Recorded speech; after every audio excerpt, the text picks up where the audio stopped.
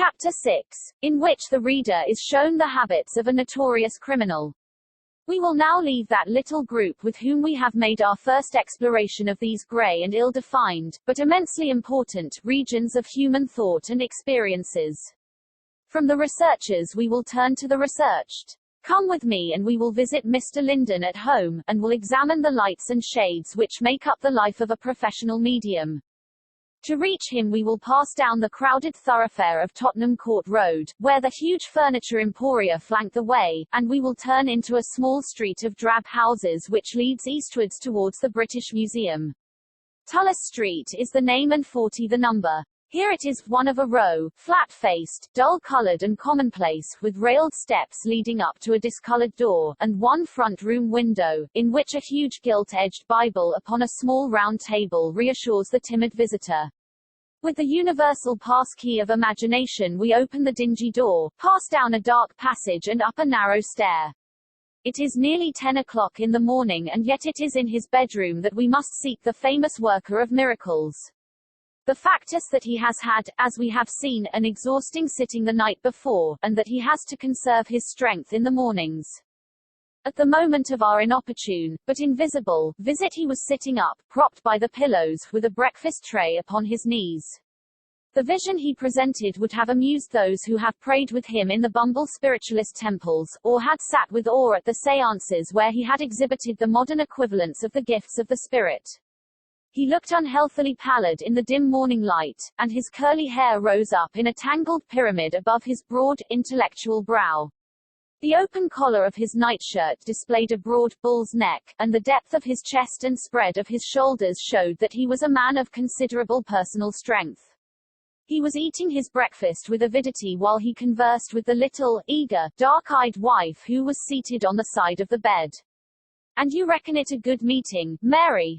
"Fair to middling, Tom. There was two of them researchers raking round with their feet and upsetting everybody. Do ye think those folk in the Bible would have got their phenomena if they had chaps of that sort on the premises? Of one accord, that's what they say in the book." "Of course," cried Linden heartily. "Was the Duchess pleased?" "Yes, I think she was very pleased. So was Mr. Atkinson, the surgeon. There was a new man there called Malone of the press. Then Lord and Lady Montnor got evidence, and so did Sir James Smith and Mr. Maylie. I wasn't satisfied with the clairvoyance," said the medium. "The silly idiots kept on putting things into my mind. That's surely my Uncle Sam, and so forth. It blurs me so that I can see nothing clear. Yes, and they think they are helping to muddle you and deceive themselves. I know the kind, but I went under nicely and I am glad there were some fine materializations. It took it out of me, though. I'm a rag this morning. They work you too hard, dear. I'll take you to Margate and build you up. Well, maybe at Easter we could do a week. It would be fine. I don't mind readings and clairvoyance, but the physicals do try you. I'm not as bad as Hallows. They say he just lies white and gasping on the floor after them."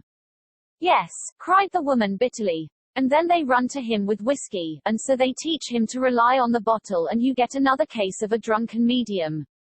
I know them. You keep off it, Tom. Yes, one of our trade should stick to soft drinks. If he can stick to vegetables, too, he's all the better, but I can't preach that while I am wolfing up ham and eggs.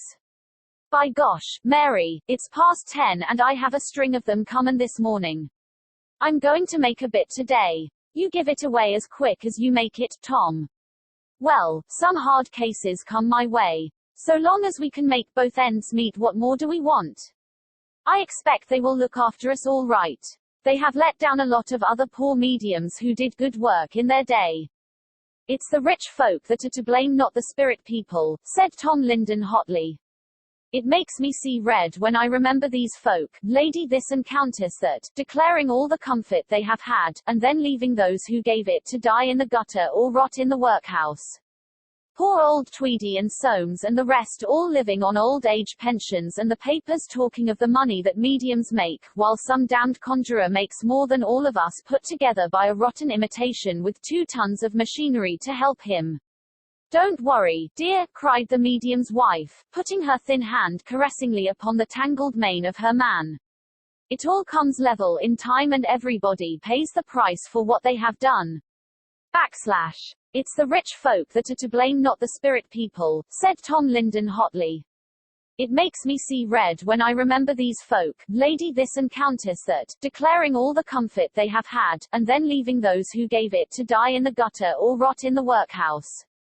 Poor old Tweedy and Soames and the rest all living on old age pensions, and the papers talking of the money that mediums make, while some damned conjurer makes more than all of us put together by a rotten imitation with 2 tons of machinery to help him. Don't worry, dear, cried the medium's wife, putting her thin hand caressingly upon the tangled mane of her man. It all comes level in time and everybody pays the price for what they have done. Linden laughed loudly. It's my Welsh half that comes out when I flare up. Let the conjurers take the dirty money and let the rich folk keep their purses shut. I wonder what they think money is for. Paying death duties is about the only fun some of them seem to get out of it.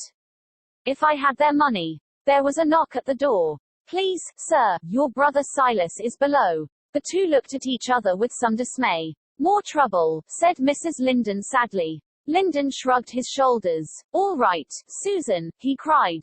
Tell him I'll be down. Now, dear, you keep him going and I'll be with you in a quarter of an hour. In less time than he named he was down in the front room, his consulting room, where his wife was evidently having some difficulty in making agreeable conversation with their visitor. He was a big, heavy man, not unlike his elder brother, but with all the genial chubbiness of the medium coarsened into pure brutality. He had the same pile of curly hair, but he was clean-shaven with a heavy, obstinate jowl. He sat by the window with his huge freckled hands upon his knees. A very important part of Mr. Silas Linden lay in those hands, for he had been a professional boxer, and at one time was fancied for the welterweight honours of England. Now, as his stained tweed suit and frayed boots made clear, he had fallen on evil days, which he endeavoured to mitigate by cadging on his brother. "Mornin', Tom," he said in a husky voice. Then as the wife left the room, "Got a drop of scotch about? I've a head on me this morning. I met some of the old set last night down at the Admiral Vernon. Quite a reunion it was, chaps I hadn't seen since my best ring days." "Sorry, Silas," said the medium, seating himself behind his desk. "I keep nothing in the house." "Spirits enough, but not the right sort," said Silas. "Well, the price of a drink will do as well. If you've got a Bradbury about you I could do with it, for there's nothing coming my way." Torn Linden took a pound note from his desk. "Here you are, Silas. So long as I have any you have your share. But you had £2 last week. Is it gone?" "Gone, I should say so." He put the note in his pocket. "Now, look here, Tom, I want to speak to you very serious as between man and man." "Yes, Silas, what is it?" "You see that?" He pointed to a lump on the back of his hand. "That's a bone. See, it will never be right. It was when I hit Curly Jenkins' 3rd round and outed him at the NSC I outed myself for life that night. I can put up a show fight and exhibition bout, but I'm done for the real thing. My right has gone west. It's a hard case, Silas. Damned hard, but that's neither here nor there. What matters is that I've got to pick up a living and I want to know how to do it. An old scrapper don't find many openings. Chuck her out at a pub with free drinks. Nothing doing there. What I want to know, Tom, is what's the matter with my becoming a medium?"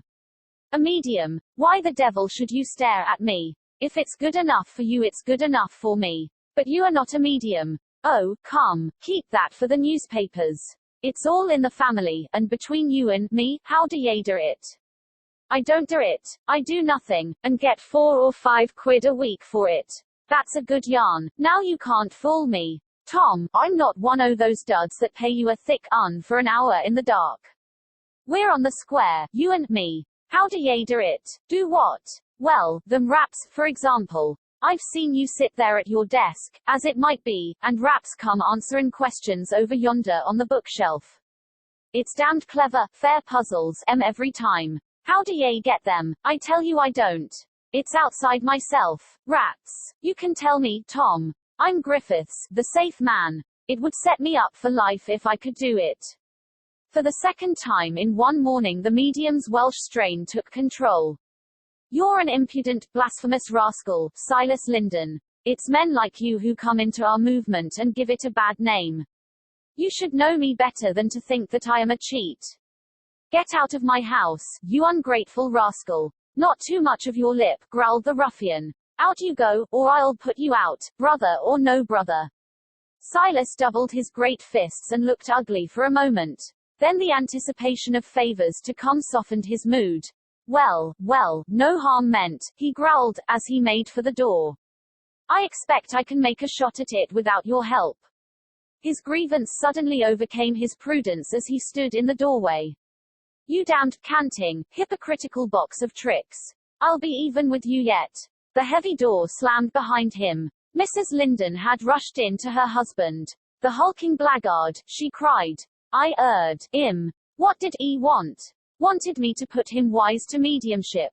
Thinks it's a trick of some sort that I could teach him. The foolish lump. Well, it's a good thing, for he won't dare show his face here again. Oh, won't he? If he does I'll slap it for him. To think of his upsettin' you like this. Why, you're shackin' all over. I suppose I wouldn't be a medium if I wasn't high-strung. Someone said we were poets, only more so. But it's bad just when work is beginning. I'll give you healing. She put her little work-worn hands over his high forehead and held them there in silence. That's better, said he. Well done, Mary. I'll have a cigarette in the kitchen. That will finish it. No, there's someone here. She had looked out of the window. Are you fit to see her? It's a woman. Yes, I am all right now. Show her in. An instant later a woman entered, a pale, tragic figure in black, whose appearance told its own tale. Linden motioned her to a chair away from the light. Then he looked through his papers. You are Mrs. Blount, are you not? You had an appointment. Yes, I wanted to ask, please ask me nothing. It confuses me. He was looking at her with the medium's gaze in his light grey eyes, that gaze which looks round and through a thing rather than at it. You have been wise to come, very wise. There is someone beside you who has an urgent message which could not be delayed. I get a name, Francis, yes, Francis. The woman clasped her hands. Yes, it is the name. A dark man, very sad, very earnest, oh, Sir Ernest. He will speak. He must speak. It is urgent. He says, Tinker Bell. Who is Tinker Bell? Yes, he called me so. Oh, Frank, speak to me. Speak. He is speaking. His hand is on your head. Tinker Bell, he says, if you do what you purpose doing it will make a gap that it will take many years to cross. Does that mean anything? She sprang from her chair. It means everything. Oh, Mr. Linden, this was my last chance. If this had failed, if I found that I had really lost him I meant to go and seek him. I would have taken poison this night. Thank God that I have saved you. It is a terrible thing, madam, to take one's life. It breaks the law of nature, and nature's laws cannot be broken without punishment. I rejoice that he has been able to save you. He has more to say to you. His message is, if you will live and do your duty I will forever be by your side, far closer to you than ever I was in life. My presence will surround you and guard both you and our 3 babes. It was marvelous the change. The pale, worn woman who had entered the room was now standing with flushed cheeks and smiling lips. It is true that tears were pouring down her face, but they were tears of joy. She clapped her hands. She made little convulsive movements as if she would dance. He's not dead. He's not dead. How can he be dead if he can speak to me and be closer to me than ever? Oh, it's glorious. Oh, Mr. Linden, what can I do for you? You have saved me from shameful death. You have restored my husband to me. Oh, what a godlike power you have. The medium was an emotional man and his own tears were moist upon his cheeks. My dear lady, say no more. It is not I do nothing. You can thank God who in his mercy permits some of his mortals to discern a spirit or to carry a message. Well, a guinea is my fee, if you can afford it. Come back to me if ever you are in trouble. I am content now, she cried, drying her eyes, to await God's will and to do my duty in the world until such time as it shall be ordained that we unite once more. The widow left the house walking on air. Tom Linden also felt that the clouds left by his brother's visit had been blown away by this joyful incident, for there is no happiness like giving happiness and seeing the beneficent workings of one's own power. He had hardly settled down in his chair, however, before another client was ushered in. This time it was a smartly dressed, white-spatted, frock-coated man of the world, with a bustling air, as of one to whom minutes are precious. "Mr. Linden, I believe. I have heard, sir, of your powers. I am told that by handling an object you can often get some clue as to the person who owned it. It happens sometimes. I cannot command it. I should like to test you. I have a letter here which I received this morning. Would you try your powers upon that?" The medium took the folded letter, and, leaning back in his chair, he pressed it upon his forehead. He sat with his eyes closed for a minute or more. Then he returned the paper. "I don't like it," he said. "I get a feeling of evil. I see a man dressed all in white. He has a dark face. He writes at a bamboo table. I get a sensation of heat. The letter is from the tropics. Yes, from Central America. I can tell you no more. Are the spirits so limited? I thought they knew everything. They do not know everything. Their power and knowledge are as closely limited as ours. But this is not a matter for the spirit people. What I did then was psychometry, which, so far as we know, is a power of the human soul." "Well, you are right as far as you have gone. This man, my correspondent, wants me to put up the money for the half share in an oil boring. Shall I do it?" Tom Linden shook his head. "These powers are given to some of us, sir, for the consolation of humanity and for a proof of immortality. They were never meant for worldly use. Trouble always comes of such use, trouble to the medium and trouble to the client. I will not go into the matter. Money's no object," said the man, drawing a wallet from his inner pocket. "No, sir, nor to me. I am poor, but I have never ill-used my gift." "A fat lot of use the gift is, then," said the visitor, rising from his chair. "I can get all the rest from the parsons who are licensed, and you are not. There is your guinea, but I have not had the worth of it. I am sorry, sir, but I cannot break a rule. There is a lady beside you, near your left shoulder, an elderly lady." "Tut, tut," said the financier, turning towards the door. "She wears a large gold locket with an emerald cross upon her breast." The man stopped, turned and stared. "Where did you pick that up? I see it before me, now. Why, dash it, man, that is what my mother always wore." "Do you tell me you can see her?" "No, she is gone." "What was she like? What was she doing?" "She was your mother. She said so. She was weeping, weeping. My mother. Why, she is in heaven if ever a woman was. They don't weep in heaven. Not in the imaginary heaven. They do in the real heaven. It is only we who ever make them weep. She left a message. Give it to me." The message was, "Oh, Jack. Jack, you are drifting ever further from my reach." The man made a contemptuous gesture. "I was a damned fool to let you have my name when I made the appointment. You have been making inquiries. You don't take me in with your tricks. I've had enough of it, more than enough." For the second time that morning the door was slammed by an angry visitor. He didn't like his message. Linden explained to his wife. It was his poor mother. She is fretting over him. Lord, if folk only knew these things it would do them more good than all the forms and ceremonies. "Well, Tom, it's not your fault if they don't," his wife answered. "There are 2 women waiting to see you. They have not an introduction but they seem in great trouble. I've a bit of a headache. I haven't got over last night. Silas and I are the same in that. Our night's work finds us out next morning. I'll just take these and no more, for it is bad to send anyone sorrowing away if one can help it." The 2 women were shown in, both of them austere figures dressed in black, one a stern-looking person of 50, the other about half that age. "I believe your fee is a guinea," said the elder, putting that sum upon the table. "To those who can afford it," Linden answered. As a matter of fact, the guinea often went the other way. "Oh yes, I can afford it," said the woman. "I am in sad trouble and they told me maybe you could help me." "Well, I will if I can. That's what I am for. I lost my poor husband in the war, killed at Ypres he was. Could I get in touch with him? You don't seem to bring any influence with you. I get no impression. I am sorry but we can't command these things." I get the name Edmund. Was that his name? No. Or Albert? No. I am sorry, but it seems confused. Cross vibrations, perhaps, and a mix-up of messages like cross-telegraph wires. Does the name Pedro help you?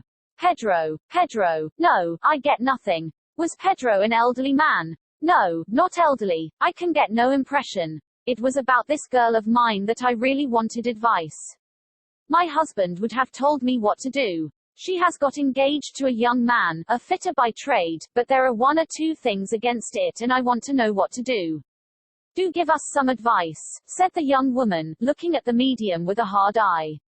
I would if I could, my dear. Do you love this man? Oh yes, he's all right. Well, if you don't feel more than that about him, I should leave him alone. Nothing but unhappiness comes of such a marriage. Then you see unhappiness waiting for her. I see a good chance of it. I think she should be careful. Do you see anyone else coming along? Everyone, man or woman, meets their mate sometime somewhere. Then she will get a mate. Most certainly she will. I wonder if I should have any family, asked the girl. Nay, that's more than I can say. And money, will she have money? We are downhearted, Mr. Linden, and we want a little. At this moment there came a most surprising interruption. The door flew open and little Mrs. Linden rushed into the room with pale face and blazing eyes. They are policewomen, Tom. I've had a warning about them. It's only just come. Get out of this house, you pair of sniveling hypocrites. Oh, what a fool. What a fool I was not to recognize what you were. The two women had risen. Yes, you are rather late, Mrs. Linden, said the senior. The money has passed. Take it back. Take it back. It's on the table. No, no, the money has passed. We have had our fortune told. You will hear more of this, Mr. Linden. You brace of frauds. You talk of frauds when it is you who are the frauds all the time. He would not have seen you if it had not been for compassion. It is no use scolding us, the woman answered. We do our duty and we did not make the law. So long as it is on the statute book we have to enforce it. We must report the case at headquarters. Tom Linden seemed stunned by the blow, but, when the policewomen had disappeared, he put his arm round his weeping wife and consoled her as best he might. The typist at the police office sent down the warning, she said. Oh, Tom, it is the second time, she cried. It means jail and hard labor for you. Well, dear, so long as we are conscious of having done no wrong and of having done God's work to the best of our power, we must take what comes with a good heart. But where were they? How could they let you down so? Where was your guide? Yes, Victor, said Tom Linden, shaking his head at the air above him. Where were you? I've got a crow to pick with you. You know, dear, he added, just as a doctor can never treat his own case, a medium is very helpless when things come to his own address. That's the law, and yet I should have known. I was feeling in the dark. I had no inspiration of any sort. It was just a foolish pity and sympathy that led me on when I had no sort of a real message. Well, dear Mary, we will take what's coming to us with a brave heart. Maybe they have not enough to make a case, and maybe the beak is not as ignorant as most of them. We'll hope for the best. In spite of his brave words, the medium was shaking and quivering at the shock. His wife had put her hands upon him and was endeavoring to steady him, when Susan, the maid, who knew nothing of the trouble, admitted a fresh visitor into the room. It was none other than Edward Malone. He can't see you, said Mrs. Linden, the medium is ill. He will see no one this morning. But Linden had recognized his visitor. This is Mr. Malone, my dear, of the Daily Gazette. He was with us last night. We had a good sitting, had we not, sir? Marvelous, said Malone. But what is amiss? Both husband and wife poured out their sorrows. What a dirty business, cried Malone, with disgust. I am sure the public does not realize how this law is enforced, or there would be a row. This agent provocateur business is quite foreign to British justice. But in any case, Linden, you are a real medium. The law was made to suppress false ones. There are no real mediums in British law, said Linden, ruefully. I expect the more real you are the greater the offense. If you are a medium at all and take money you are liable. But how can a medium live if he does not take money? It's a man's whole work and needs all his strength. You can't be a carpenter all day and a first-class medium in the evening. What a wicked law. It seems to be deliberately stifling all physical proofs of spiritual power. Yes, that is just what it is. If the devil passed a law, it would be just that. It is supposed to be for the protection of the public, and yet no member of the public has ever been known to complain. Every case is a police trap. And yet the police know as well as you or I that every church charity garden party has got its clairvoyant or its fortune teller. It does seem monstrous. What will happen now? Well, I expect a summons will come along. Then a police court case. Then fine or imprisonment. It's the second time, you see. Well, your friends will give evidence for you and we will have a good man to defend you. Lyndon shrugged his shoulders. You never know who are your friends. They slip away like water when it comes to the pinch. Well, I won't, for one, said Malone, heartily. Keep me in touch with what is going on. But I called because I had something to ask you. I am sorry, but I am really not fit. Lyndon held out a quivering hand. No, nothing psychic. I simply wanted to ask you whether the presence of a strong skeptic would stop all your phenomena. Not necessarily, but, of course, it makes everything more difficult. If they will be quiet and reasonable, we can get results. But they know nothing, break every law, and ruin their own sittings. There was old Sherbank, the doctor, the other day. When the raps came on the table he jumped up, put his hand on the wall, and cried, now then, put a rap on the palm of my hand within 5 seconds. Because he did not get it, he declared it was all humbug and stamped out of the room. They will not admit that there are fixed laws in this as in everything else. Well, I must confess that the man I am thinking of might be quite as unreasonable. It is the great Professor Challenger. Oh, yes, I've heard he is a hard case. Would you give him a sitting? Yes, if you desired it. He won't come to you or to any place you name. He imagines all sorts of wires and contrivances. You might have to come down to his country house. I would not refuse if it might convert him. And when, I can do nothing until this horrible affair is over. It will take a month or 2. Well, I will keep in touch with you till then. When all is well again we shall make our plans and see if we can bring these facts before him, as they have been brought before me. Meanwhile, let me say how much I sympathize. We will form a committee of your friends and all that can will surely be done.